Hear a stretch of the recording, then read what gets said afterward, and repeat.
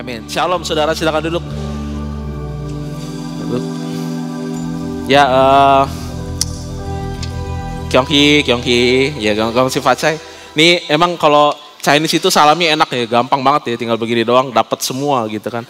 Dan ngomong-ngomong, saya sedang mewakili anak saya di sekolah minggu, jadi sekali begini tarikannya kencang nih kayaknya angpaunya. Dan sepanjang bulan Januari ini tema kita ngomongin soal visi, dan dari minggu pertama sampai dengan minggu ketiga kemarin kita udah mendengarkan khotbah gembala sidang yang berbicara tentang visi, apa yang kita tuju, gereja ini tuju 1 tahun, 5 tahun ke depan. Dan pada hari ini masih temanya, tema besarnya masih soal visi, tapi tema mingguannya adalah melihat yang tidak terlihat atau melihat sesuatu yang tidak terlihat.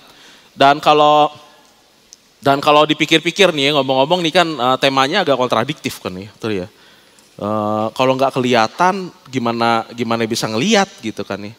Melihat yang tidak terlihat, padahal nggak terlihat, tapi gimana caranya supaya bisa ngelihat. Ini yang akan kita bahas pada saat sekarang gitu ya. Mari kita buka ayatnya di 2 Korintus 4 ayat yang ke-18. 2 Korintus 4 ayat yang ke-18. Oke, udah muncul depan ya. Sebab kami tidak memperhatikan yang kelihatan, melainkan yang tidak kelihatan. Karena yang kelihatan adalah sementara, sedangkan yang tak kelihatan adalah kekal.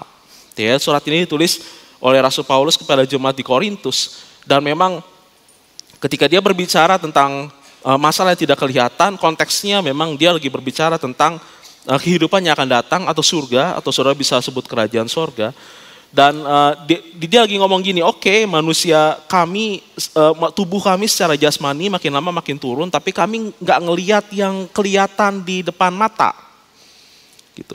Tapi kami melihat yang nggak kelihatan. Kata memperhatikan di situ dipakai katanya skopeo, yang artinya mengamati, memperhatikan, merenungkan, memusatkan perhatian. Jadi bukan cuma sekedar ngelihat gitu ya. Tapi betul-betul memusatkan perhatian, memusatkan pandangan pada sesuatu yang nggak kelihatan. Dan kata lihat di situ berasal dari kata blepo, yang artinya ngelihat secara fisik. Dan ini walaupun konteksnya ngomongin soal kehidupan yang akan datang, ini kan sebenarnya kalau kita masukin ke tema kita bulan ini yang kita ngomongin soal visi, kehidupan yang akan datang itu ya visi kita semua sebenarnya. Kita semua tujuan akhirnya adalah surga. Kehidupan kita tujuan akhirnya adalah yaitu kehidupan yang akan datang. Dan itu belum kelihatan, itu problemnya. Dan Paulus ngomongnya, kita mesti memusatkan perhatian kita kepada hal itu. Pada kehidupan yang akan datang, bukan hanya yang kelihatan secara fisik, yang kelihatan di depan mata. Tapi ini kan jadi problem tersendiri, karena kehidupan kita pada masa sekarang ini kan banyak dipengaruhi oleh gambar. Kita nih sekarang di era milenial, dan salah satu dari ciri era milenial adalah image driven katanya. Digerakkannya oleh gambar, semuanya gambar, semua foto. Iya kan ya, semua foto kan. Ya orang jangan kata gitu di restoran pas lagi duduk gitu pesan makanan, pas lagi makanan keluar tunggu dulu, jangan ada yang sentuh dulu makanannya. Jangan sentuh dulu, keluarin foto dulu. Keluarin handphone foto, cek gitu. Semuanya foto. Kalau Anda kata pergi ke satu tempat gitu ya, pergi satu tempat, yang dilihat spot foto dulu. Ini kayaknya bagus nih, foto di sini, foto dulu, cekrek gitu. Dulu nggak kayak gini amat kayaknya. Tapi sekarang pergi ke sini foto, pergi ke sono foto, di sudut sini foto, sudut sono foto semua. Dan saya kadang-kadang suka bingungnya gini, karena saya sendiri bukan tipikal orang yang suka foto. Dan tiap kali acara, tiap kali event, selesainya pasti ngomong begini. Ya oke, kita kumpul-kumpul dulu, kita foto-foto. Jadi foto bareng dulu. Sekarang udah jadi kayak apa ya? Hukum informal gitu. Kalau andai kata nggak foto, tuh acara nggak ada. Jadi mesti foto-foto dulu, bahkan tuh foto jadi kayak absen. Jadi kalau andai kata nggak difoto di situ, oh ini acara apa, lagi acara ini. Kalau lu nggak datang ya, gitu ngomongnya. Jadi kayak apa ya? Foto. Ini emang eranya udah begitu, image driven, dan ini kan juga termasuk image driven yang di atas ini nih. Saya ingat waktu pertama kali pakai ini nih, ada satu Jumat yang datang ke saya, terus ngomong gini, pastor, itu ya di depan nih jelas banget, terang banget, pastor kelihatan ngegelembung. Saya lagi mikir tuh, mikirnya cukup ini orang lagi menghina atau memuji saya ya. Tapi ya ini image driven. Tapi apa yang salah dengan image driven sehingga Alkitab bilang, jangan cuma ngandelin apa yang kelihatan, tapi juga yang gak kelihatan. Masalahnya adalah apa yang terlihat oleh mata kita seringkali gak seperti itu. Karena yang dilihat mata itu masuk ke pikiran, masalahnya pengetahuan kita juga gak lengkap, itu problemnya. Sehingga kita bisa ngambil kesimpulan yang keliru.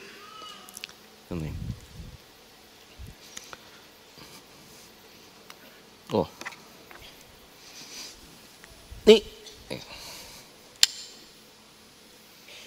ya kalau gini mah ya biasa-biasa aja ya kan ya.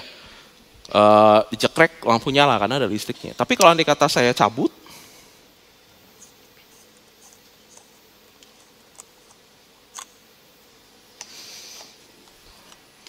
nyala apa enggak?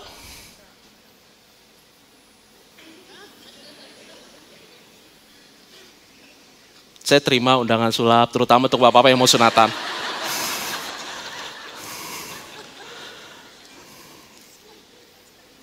Ini di luar yang kita tahu.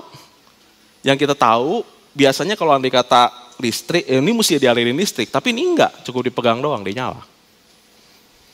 Ini ya, banyak yang kita nggak tahu.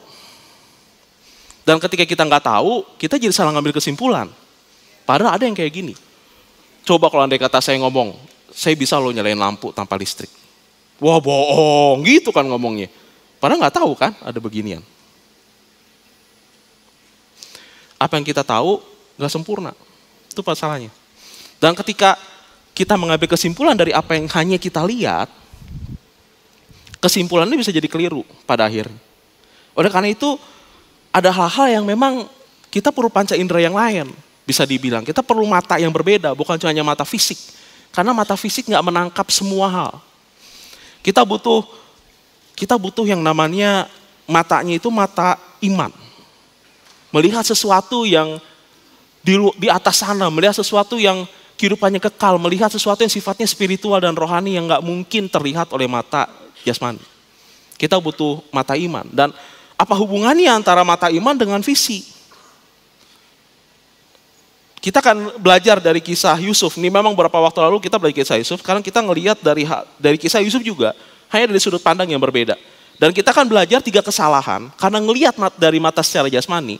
3 kesalahan yang biasa dilakukan orang. Dipikirkan oleh orang ketika berbicara mengenai masalah visi. Ya. Mulai ya, dari kesalahan yang pertama yang biasanya dilakukan oleh orang. Kesalahan pertama adalah membandingkan visi yang ada di masa depan dengan keadaan sekarang. Ya ulang nih ya, membandingkan visi yang ada di masa depan dengan keadaan sekarang. Mari kita buka Kejadian pasal yang ke-37 ayat yang kedua, 5 sampai ayat yang ke-6. Kejadian 37 ayat yang kedua, 5 sampai 6. Sorry nih saya agak banyak buka ayat ya. Inilah riwayat keturunan Yakub. Yusuf tatkala berumur 17 tahun, jadi masih muda, biasa mengembalakan kambing domba bersama-sama dengan saudara-saudaranya, anak-anak Bilha dan Zilpa, kedua istri ayahnya. Dan Yusuf menyampaikan kepada ayahnya kabar tentang kejahatan saudara-saudaranya. Pada suatu kali bermimpilah Yusuf. Lalu mimpinya itu diceritakannya kepada saudara-saudaranya. Sebab itulah mereka lebih benci lagi kepadanya. Karena katanya kepada mereka, coba dengarkan mimpi yang kumimpikan ini. Tampak kita sedang di ladang, mengikat berkas-berkas gandum, lalu bangkitlah berkasku dan tegak berdiri. Kemudian datanglah berkas-berkas kamu sekalian, mengelilingi dan sujud menyembah kepada berkasku itu. Lalu saudara-saudaranya berkata kepadanya, apakah engkau ingin menjadi raja atas kami? Apakah engkau ingin berkuasa atas kami? Jadi makin bencilah mereka kepadanya, kepada Yusuf maksudnya, karena mimpinya dan karena perkataannya itu. Nah pada saat mimpi ini terjadi, Yusuf usianya 17 tahun. 17 tahun, anak ke-11 dari 13 bersaudara sebenarnya. 12 cowok. Dia anak ke-11 dan dia tuh paling disayang sama papahnya. Paling disayang sama papahnya. Alkitab menulis karena Yusuf lahir pada masa tua papahnya. Tetapi ada tafsiran yang lain.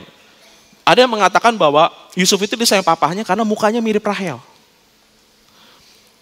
Rahel itu adalah dari Yakub itu papanya Yusuf punya istri 4, tolong jangan ditiru. Jadi Rahel, Lea, Zilpa, Bilha, 4. Yang paling disayang dari 4 istrinya itu Rahel. Rahel itu udah meninggal ketika melahirkan anaknya yang terakhir, Benyamin.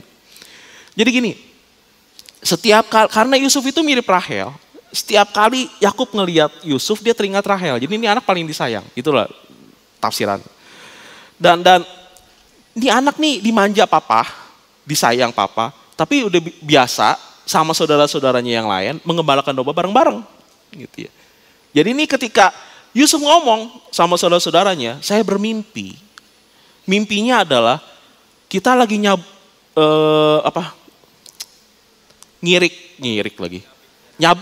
nyabit gandum, diikat gandumnya, berkas gandum saya berdiri tegak, berkas kamu semua nunduk.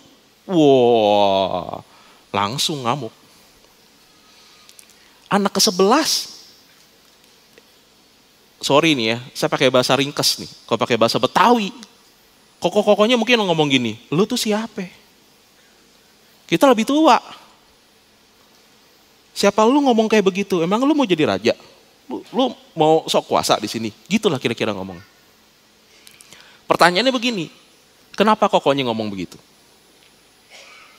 Kenapa mereka marah? Ya karena yang mereka lihat di depan mata, Yusuf usia 17 tahun. Yang bareng-bareng sama mereka pergi sama-sama ngembalain domba. Ini kan, ya kita tahu dah siapa dia gitu. Terus ngomong dan sorry nih ya, tafsiran dari kakaknya, mimpinya Yusuf, itu memang kayak begitu. Apa engkau menjadi penguasa? Apa engkau di mimpinya, Yusuf seakan-akan dikasih tahu bahwa dia akan menjadi orang besar sehingga saudara-saudaranya akan tunduk kepada dia.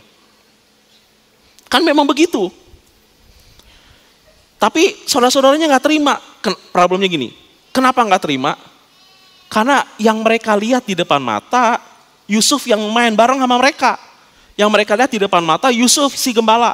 Yang mereka ngelihat di depan mata, Yusuf anak ke-11. Dan kesalahan kesalahan koko-kokonya Yusuf, jangan salah nih, seringkali juga kita lakukan juga. Kesalahannya adalah membandingkan visi masa depan dengan keadaan pada masa kini. Berapa banyak coba visi yang mati sebelum waktunya karena si penerima visi bilang bahwa visi itu mustahil buat saya.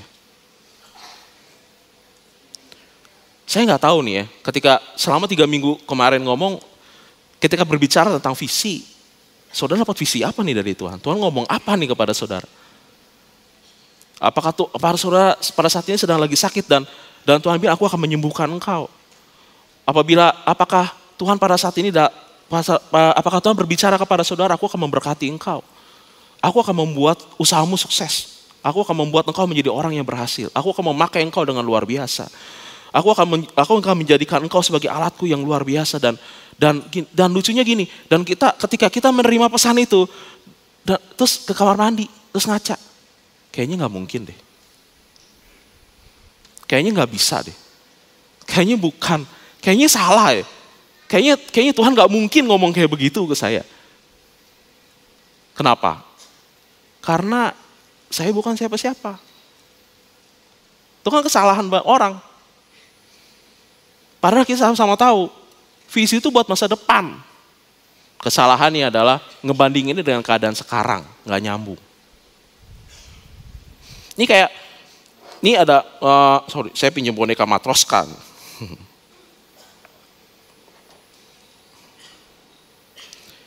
Ini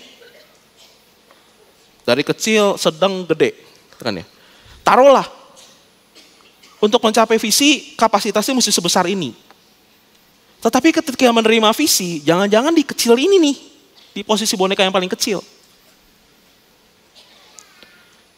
Tapi seringkali ketika kita menerima visi, mimpi, cita-cita yang dari Tuhan, di posisi pada waktu masih kecil, kita bilang Tuhan gak mungkin.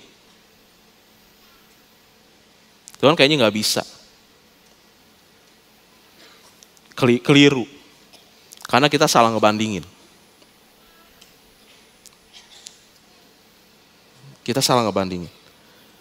Yang hebohnya lagi juga ketika kita melemahkan orang lain lewat omongan kita juga. Persis kayak kokonya si Yusuf. Ada seorang teman misalnya datang ke kita dan bilang, saya punya mimpi, saya punya cita-cita bahwa saya akan menjadi seperti ini kelak. Lalu kita ngomong gini, sorry ya, ngaca. Lihat keadaan, yang benar aja. Kenapa? Kesalahannya adalah visi itu buat masa depan, tapi kita ngelihat keadaan dia hari ini. Nggak nyambung sebenarnya.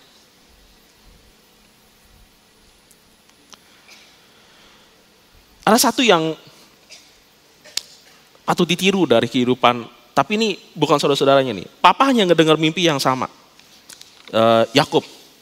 Kejadian 37 ayat 7-8 ngomong gini.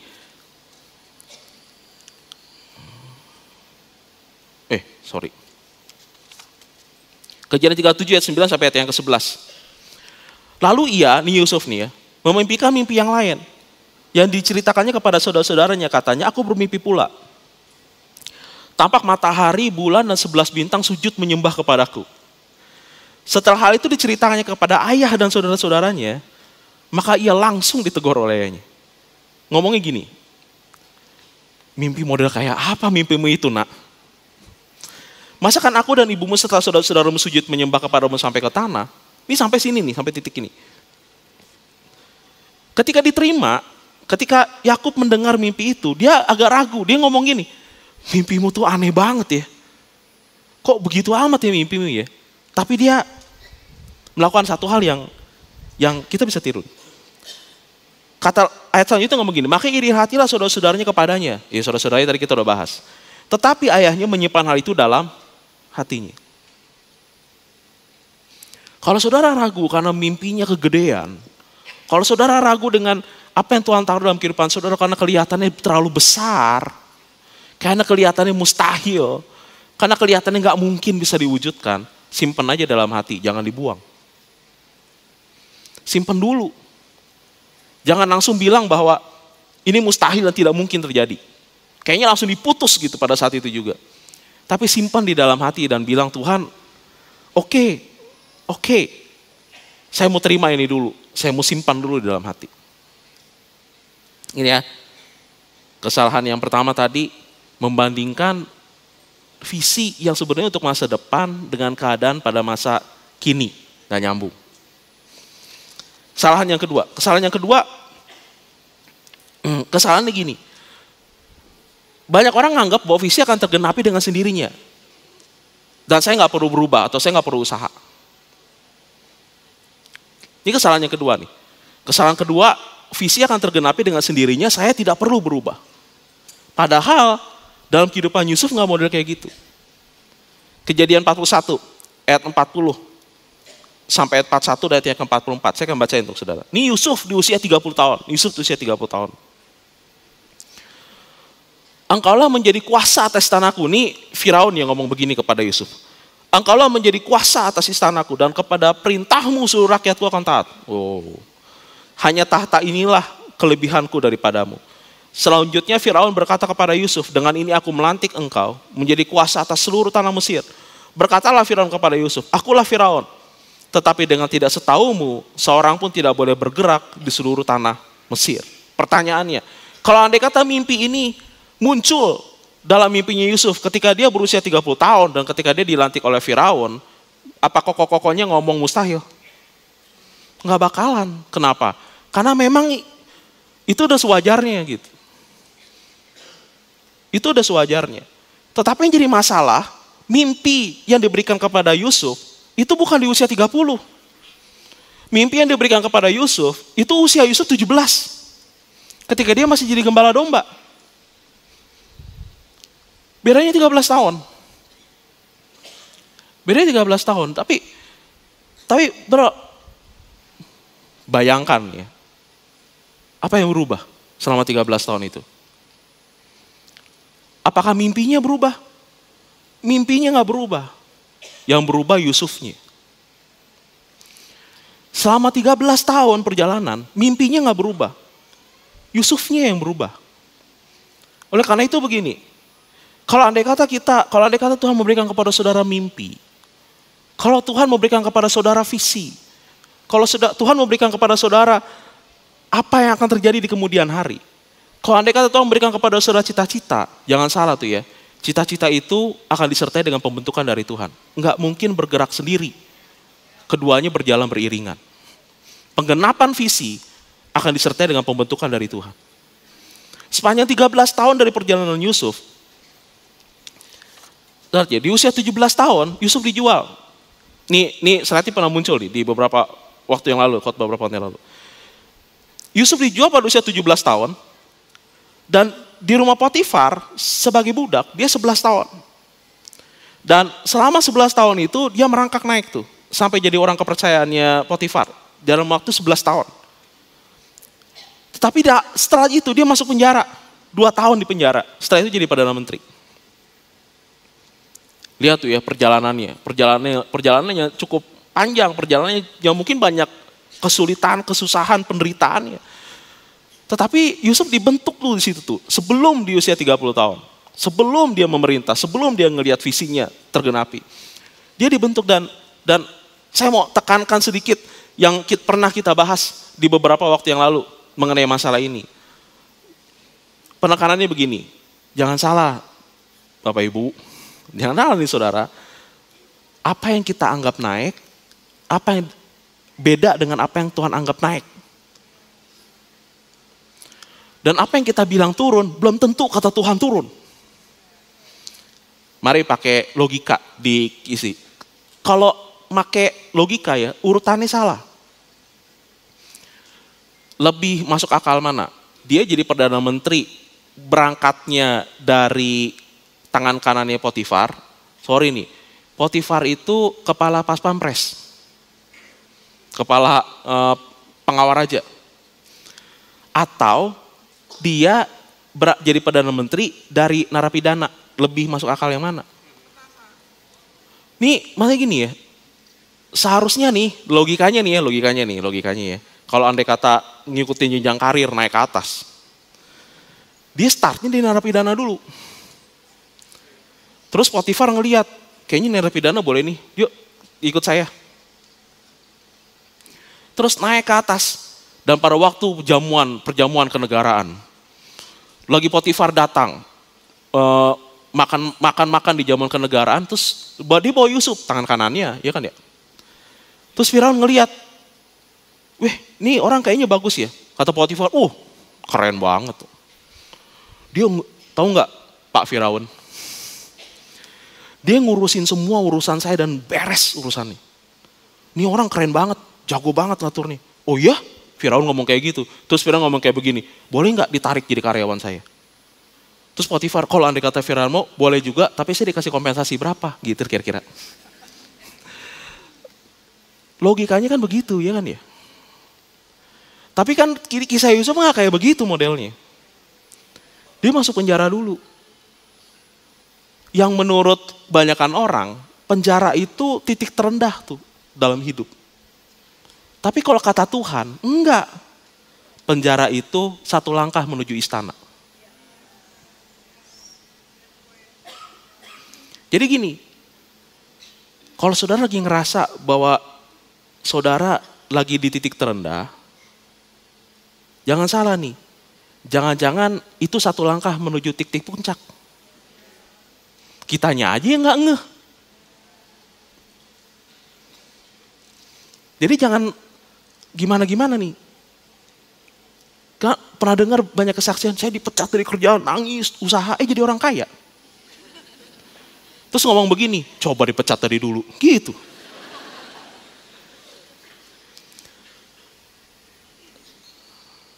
Ketika kita ngerasa lagi di titik terendah, saudara yakin itu titik terendah? Jangan-jangan itu satu titik sebelum puncak. Ini yang dialami sama Yusuf soalnya. Pembentukan dari Tuhan itu akan selaras dengan progres visi. Dan saya suka ketika Yusuf tahu bahwa visinya itu sudah tergenapi. Kejadian 42 ayat 6 sampai 8 sampai kejadian 42 ayat yang ke-6. Terus ayat yang ke-8 ayat yang ke-9. Ngomong begini. Sementara itu Yusuf telah menjadi mangku bumi di negara itu. Dialah yang menjual gandum kepada seluruh rakyat negeri itu. Jadi ketika saudara-saudara Yusuf datang, kepadanya lah mereka menghadap dan sujud dengan mukanya sampai ke tanah. Memang Yusuf mengenal saudara-saudaranya itu, tapi dia tidak dikenal mereka. Wah, ini saya suka nih di cetak merah. Lalu teringatlah Yusuf akan mimpi-mimpinya tentang mereka. Ini kayak film nih kayaknya. Jadi pas lagi saudara-saudaranya datang lalu sujud di depan Yusuf, Yusuf kaget. Lalu teringatlah dia bahwa, astaga, ini kan saya udah mimpi ini 13 tahun yang lalu. Waktu saya usianya 17 tahun. Dia baru teringat loh mimpi-mimpinya itu. Dan dia kaget bahwa, ternyata tergenapi loh. Yang saya mimpiin 13 tahun yang lalu, tapi what a journey 13 tahun itu tuh. Dan sekarang dia ngelihat penggenapannya setelah 13 tahun. Setelah 13 tahun dan dia ngelihat bahwa benar-benar jadi kenyataan. Tapi perhatiin kata yang dipakai, lalu teringatlah Yusuf. Kalau dia omong teringatlah Yusuf berarti dia pernah lupa. Dia baru keingetan mimpi itu pas lagi benar-benar jadi kenyataan. Dan jadi kenyataan lu ternyata benar mimpi 13 tahun yang lalu. Saya nggak bilang sama saudara begini, kalau gitu mari kita lupakan seluruh visi kita. Nggak bilang begitu nih. Tapi maksudnya gini, jangan punya visi, jangan punya mimpi, jangan punya cita-cita, terus berkuar ke sana kemari, tapi nggak mau dibentuk. Nggak mau berubah gitu. Nggak mau ngejalanin pembentukan dari Tuhan. Yusuf, dia justru fokus ke pembentukan dari Tuhannya. Sehingga pas lagi visi jadi kenyataan, dia kaget. Kenapa? Karena ketika kapasitasnya sampai ke visi itu terjadi dengan sendirinya. Visi itu terjadi dengan sendirinya. Dan Tuhan mengubah kapasitas kita supaya sepadan dengan visinya kita. Karena gini, pada waktu Yusuf bermimpi, dia masih sebesar ini nih kalau boneka. Dia masih kecil. Tetapi Tuhan ngembangin kapasitasnya. Lewat peristiwa-peristiwa yang dia alamin, lewat kejadian-kejadian yang dia alamin. Dia berubah jadi tengah. Cukup kurang untuk menjadi seseorang yang sesuai dengan visi yang aku taruh kepada engkau. Kata Tuhan nih ya, aku akan menarik engkau lebih besar lagi. Mesti sebesar ini. Ditarik lagi kapasitasnya. Besar. Dan sehingga ketika dia menjadi Perdana Menteri, mimpi itu terjadi dengan sendirinya. Nggak perlu diapa-apain. Visi itu memang terjadi, langsung terjadi aja itu dengan sendirinya. Jangan hanya fokus kepada visi, tapi lupa akan pembentukan diri. Karena visi tanpa progres pembentukan diri nggak ada artinya. Bisa dibilang begini, progres pencapaian visi itu progres perubahan diri. Tanpa perubahan nggak ada penggenapan visi. Dan gereja kita punya visi. Percaya deh, gereja kita juga pasti dibentuk oleh Tuhan. Gereja kita juga pasti akan diubahkan oleh Tuhan. Dan saudara akan ngelihat, dan saudara mesti jadi bagian dari perubahan itu. Karena apa? Karena Tuhan sedang membawa kita ke penggenapan visi. Dan kalau kita nggak berubah sama sekali, nggak akan ada penggenapan visi. Penggenapan visi memang butuh perubahan diri. Penggenapan visi gereja butuh perubahan gereja. Dan satu lagi yang mau ditekankan gini, berubah menjadi seperti apa kita ketika mencapai visi itu sama pentingnya dengan visi itu sendiri. Ini kesalahan banyak orang yang hanya fokus kepada visi. Pakai segala macam cara, pokoknya nyampe tujuannya. Dan ini cerita yang saya sering ulang-ulang nih. Mudah-mudahan saudara nggak bosan. Karena ceritanya pas banget ngegambarin itu gitu. Dan saudara ingat ya, saya pernah cerita yang saya lagi saingan sama teman saya sekelas pada waktu SMA. Pada salah satu ujian, saya lupa ujiannya apa gitu. Tapi ya pasti saya ingat skor saya, skor ulangan saya 6. Semalam saya belajar, saya ujian, soalnya susah, ulangan umum. Bukan ulangan umum, ulangan biasa, ulangan harian. Pas lagi saya ngerjain, soalnya susah ternyata. Saya cuma dapat 6. Itu saingan saya dapat 8. Tapi pas lagi saat ulangan, saya ngelihat dia nyontek. Jadi kalau di sekolah kan meja zaman dulu kan ada kolongnya. Saya nggak tahu meja zaman sekarang. Jangan-jangan nggak ada meja, ya nggak ya? Udah kolongnya jadi dan itu dia ngelihat buku, dia nyontek. Pas lagi hasil ulangan dibagiin, dia datang ke saya, terus dia taruh loh hasil ulangan di depan saya loh. Nih liatin nih, gue dapet 8, lu kalah. Itu, saya lagi ngebayangin ada kayak saya jadi Wolverine, ya. Keluar tuh nih yang taling, shoot gitu ya, secabik-cabik.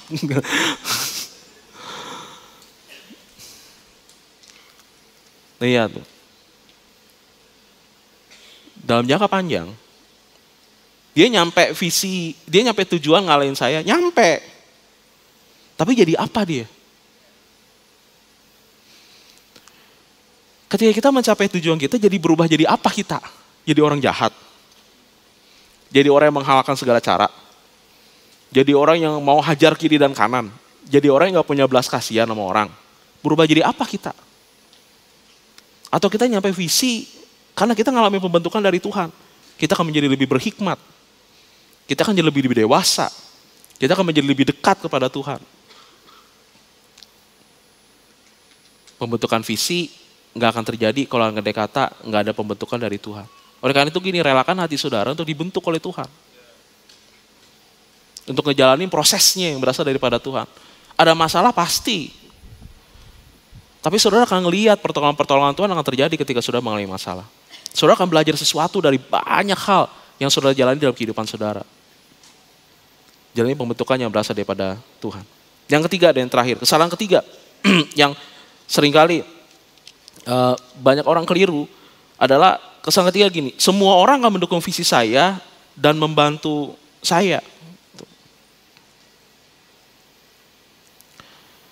Dalam kisah Yusuf, kejadian ini nggak begitu. Kejadian 37 ayat yang ke-30 ngomong begini, adapun Yusuf, ia dijual oleh orang Midian itu ke Mesir kepada Potifar, seorang pegawai istana Firaun, kepala pengawal raja. Diulang lagi di kejadian 39 ayat yang pertama. Adapun Yusuf telah dibawa ke Mesir dan Potifar, seorang Mesir, pegawai istana Firaun, kepala pengawal raja, membeli dia dari tangan orang Ismail yang telah membawa dia ke situ.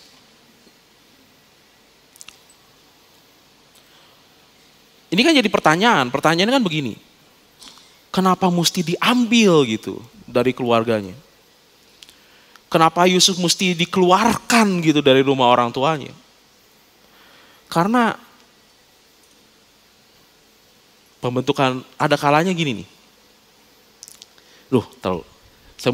Kenapa jadi saya ngeblank depan saudara ya? Saudara saudara menakutkan ternyata. Tuhan menempatkan orang-orang untuk mendukung kita itu betul. Tetapi pada saat yang bersamaan, Tuhan bisa mengambil kita dari tempat yang membuat kita gak bertumbuh.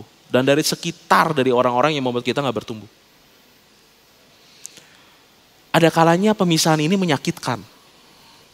Tapi gini, banyak orang seneng ngeliat kita dan mereka berusaha keras untuk menjaga kita tetap di kita di masa lalu.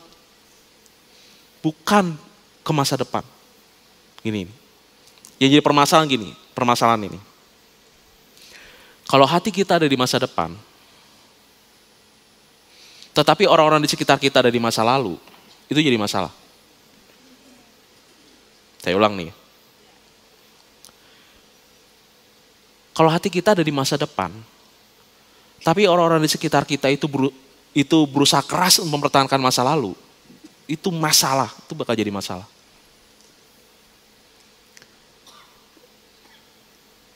Ada kalanya memang saudara mesti ninggalin lingkungan itu.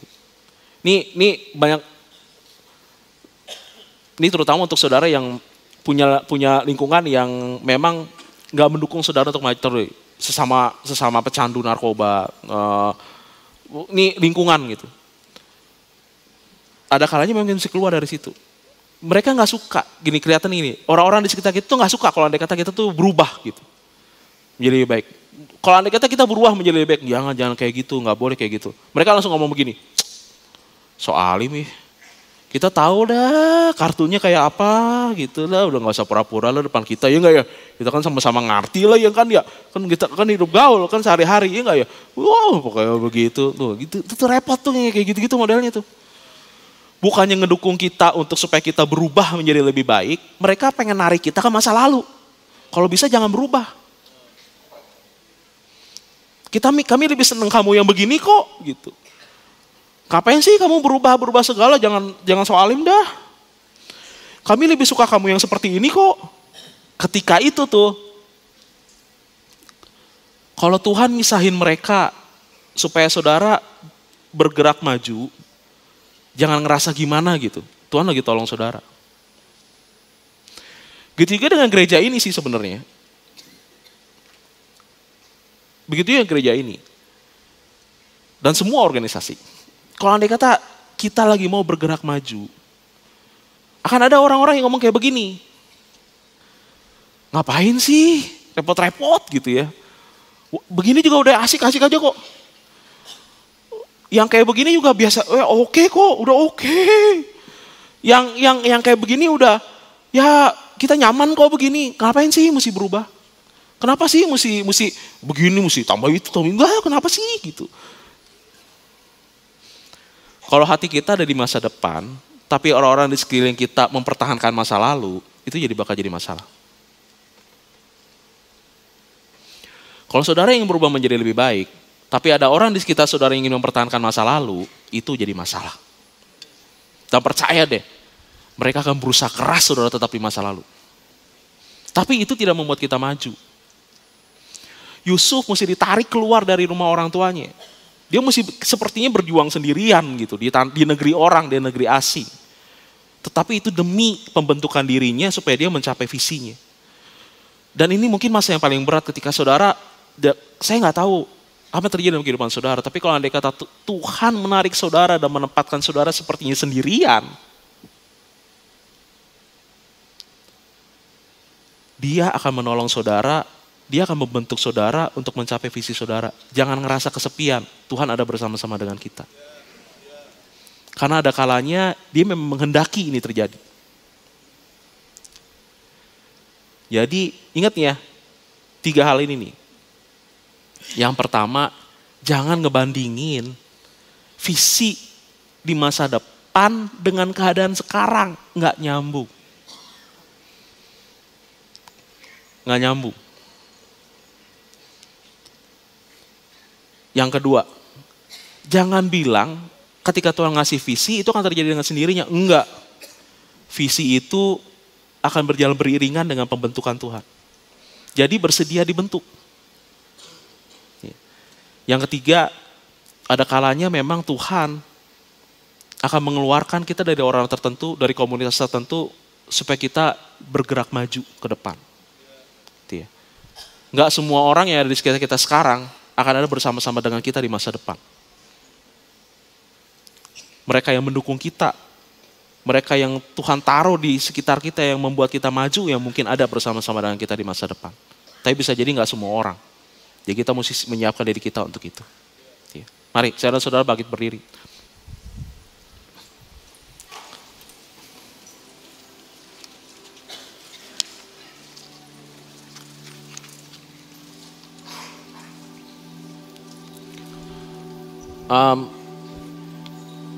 Tundukkan kepala saudara sebentar, gitu. Kita merenungkan firman Tuhan pada pagi hari ini dan sekali lagi saya nggak tahu apa yang Tuhan sampaikan ke dalam kehidupan saudara, apa yang Tuhan taruh di dalam hati saudara mengenai visi, mengenai misi saudara, mengenai cita-cita saudara, mengenai apa yang saudara ingin terjadi dalam kehidupan saudara. Tapi satu hal yang ingin saya tanyakan, gini, apa kita melakukan kesalahan yang sama? Ketika apa yang kita pikirkan, apa yang Tuhan taruh dalam pikiran kita itu muncul. Apa kita ngomong pada diri kita sendiri, bahwa itu mustahil, itu nggak mungkin, itu nggak bisa, saya nggak akan bisa kayak seperti itu. Apa kita ngomong seperti itu? Apa kita langsung mematikan? Audio standby. Visi itu, mimpi itu, cita-cita itu langsung dimatikan. Karena kita bilang nggak mungkin dan kita bilang mustahil. Kalau kita ngomong seperti itu, ya visi itu akan mati, mimpi itu akan mati, dan kita nggak akan pernah ngelihat pengenapan visinya. Karena kita melakukan kesalahan. Kita ngelihat visi, lalu kita bandingin dengan kita sekarang. Padahal, ketika Tuhan memberikan visi, Tuhan juga akan mengubah diri kita supaya kita nyampe, punya kapasitas untuk mencapai visi itu. Kalau pada saat ini saudara ngerasa ragu, datang kepada Tuhan dan bilang kepada Tuhan, Tuhan, apa yang kau tunjukkan kepada saya kegedean. Tapi saya tahu, dengan berjalannya waktu, saya akan punya kapasitas sampai situ. Karena aku punya Tuhan yang hebat. Aku punya Tuhan yang memberikan kepada aku kekuatan. Aku punya Tuhan yang luar biasa. Aku akan melihat apa yang kau tahu dalam hidup itu terjadi dalam nama Tuhan Yesus.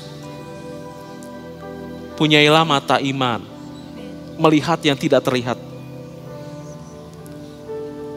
Sesuatu yang Tuhan taruh dalam kehidupan saudara itu mungkin gak kelihatan sekarang. Tapi percaya, dengan pertolongan Tuhan, saudara mungkin akan kaget pas lagi sampai waktunya dan ngelihat, ternyata jadi kenyataan. Sebagaimana Yusuf yang dia ingat tiba-tiba dan saya udah mimpi ini 13 tahun yang lalu. Itu juga akan terjadi dalam kehidupan saudara. Ya Tuhan, Tuhan pernah ngomong begini beberapa tahun yang lalu. Jangan putus asa dulu. Jangan matikan visinya dulu. Kalau andai kata saudara ngerasa bahwa itu terlalu tinggi. Tapi percaya kepada Tuhan. Dan bilang kepada Tuhan, Tuhan pasti akan membentuk saya. Sampai saya menjadi orang yang pas dengan visi itu. Punya kapasitas untuk membuat visi itu terjadi. Punyailah iman itu. Lihat dengan mata iman saudara. Jadi kalau pada saat ini saudara berkomitmen kepada Tuhan, Tuhan inilah aku dan seluruh hidupku. Aku mau dibentuk Tuhan. Aku mau mengalami pembentukan Tuhan sehingga apa yang aku lihat itu bisa terjadi dalam kehidupanku. Angkat tangan saudara dan bilang kepada Tuhan, Tuhan ini aku, seluruh hidupku. Aku mau menyimpan visi itu. Aku mau dibentuk Tuhan.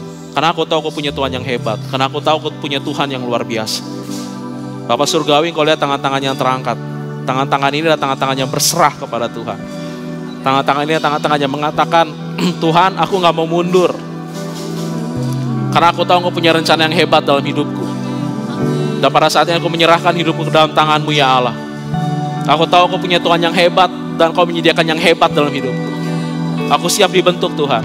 Supaya semakin hari menjadi semakin dewasa di dalam Tuhan. Supaya semakin hari semakin bijaksana. Supaya semakin hari semakin berhikmat. Supaya semakin hari semakin dekat kepada Tuhan.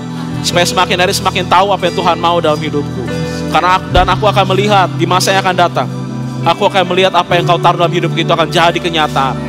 Dan pada saat itu akan bersuka cita di dalam Engkau. Pada saat itu akan melihat Tuhan, pekerjaan tangan Tuhan yang luar biasa terjadi dalam hidupku. Sekali lagi aku menyerahkan hidupku dalam tangan-Mu ya Allah. Terima kasih ya Tuhan. Bersyukur karena kami tahu kami punya Allah yang luar biasa dan punya rencana yang terbaik dalam kehidupan kami. Kami bersyukur Tuhan. Kami bersyukur. Kami mencintai Engkau. Dan kami rindu berjalan bersama-sama dengan-Mu setiap hari. Hari demi hari. Kami rindu Tuhan. Sekali lagi inilah hidup kami. Jadikan kami hamba-Mu. Saksi baik kemuliaan nama-Mu dimanapun kami berada. Terima kasih ya Bapak Surgawi. Terima kasih Tuhan.